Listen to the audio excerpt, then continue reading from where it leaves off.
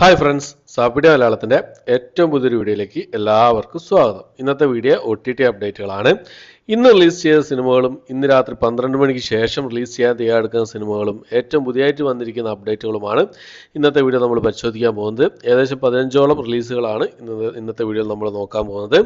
Okay, നമുക്ക് ആദ്യം തന്നെ ഇന്ന് ഓൾറെഡി റിലീസ് ചെയ്തിരിക്കുന്ന സിനിമകൾ ഏതൊക്കെയാണ് നോക്കാം. സിനിമകൾ സീരീസുകൾ ഏതൊക്കെയാണ് നോക്കാം. അതിലൊന്നാമത്തത് ഒരു എന്താ പറയുക, ഒരു ഇംഗ്ലീഷ് സീരീസാണ്.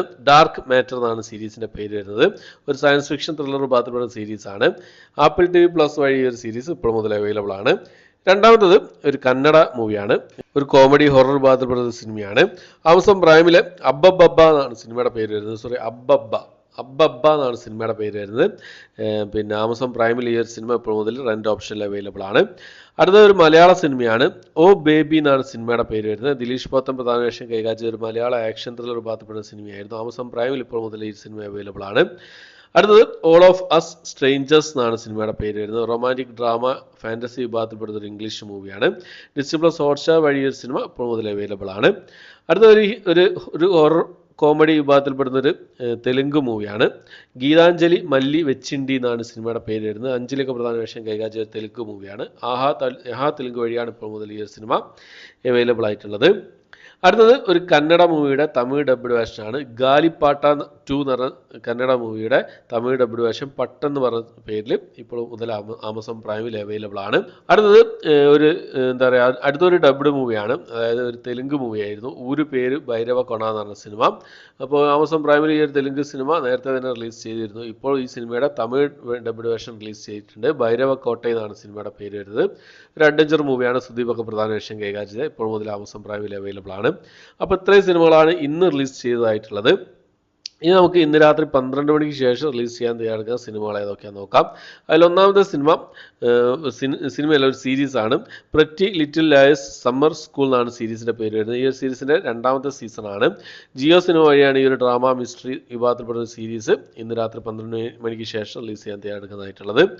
അടുത്തത് ഒരു ഡ്രാമ ഹൊറർ ത്രില്ലർ വിഭാഗത്തിൽപ്പെടുന്ന ഒരു ഇന്തോനേഷ്യൻ മൂവിയാണ്. ട്രിനിൽ എന്നാണ് സിനിമയുടെ പേര് വരുന്നത്. നെറ്റ്ഫ്ലിക്സ് വഴിയാണ് ഈ സിനിമ റിലീസ് ചെയ്യാൻ തയ്യാറെടുക്കുന്നത്. ഇന്ന് രാത്രി 12 ശേഷമാണ്. അടുത്ത റൊമാൻറ്റിക് കോമഡി വിഭാഗത്തിൽപ്പെടുന്ന ഒരു ഇംഗ്ലീഷ് മൂവിയാണ്. മദർ ഓഫ് ദ ബ്രൈഡ് എന്നാണ് സിനിമയുടെ പേര് വരുന്നത്. നെറ്റ്ഫ്ലിക്സിലാണ് ഈ സിനിമ ഇന്ന് രാത്രി 12 ശേഷം റിലീസ് ചെയ്യാൻ തയ്യാറെടുക്കുന്നതായിട്ടുള്ളത്. അടുത്തത് ഒരു ക്രൈം ഡ്രാമ വിഭാഗത്തിൽപ്പെടുന്ന ഒരു തെലുങ്ക് മൂവിയാണ്. ചിത്രം ചൂടാര എന്നാണ് സിനിമയുടെ പേര് വരുന്നത്. ETV വിൻ വഴിയാണ് ഈ ഒരു സിനിമ റിലീസ് ചെയ്യാൻ തയ്യാറെടുക്കുന്നത് രാത്രി 12 ശേഷം. അടുത്തത് മലയാളത്തിലെ ഏറ്റവും വലിയൊരു വിജയമായി മാറിയ ആവേശം എന്ന് പറഞ്ഞ സിനിമയാണ്. ഇന്ന് രാത്രി 12 മണിക്ക് ശേഷം ആമസോൺ പ്രൈമിൽ ഈ ഒരു സിനിമ റിലീസ് ചെയ്യുകയാണ്. തിയേറ്റർ റിലീസ് ചെയ്ത് 28 ദിവസത്തിന് ഉള്ളിലാണ് ശേഷമാണ് ഈ ഒരു സിനിമ റിലീസ് ചെയ്യുന്നത്. 29-ാം ദിവസമാണ് ഈ സിനിമ OTT റിലീസ് ചെയ്യുന്നത്.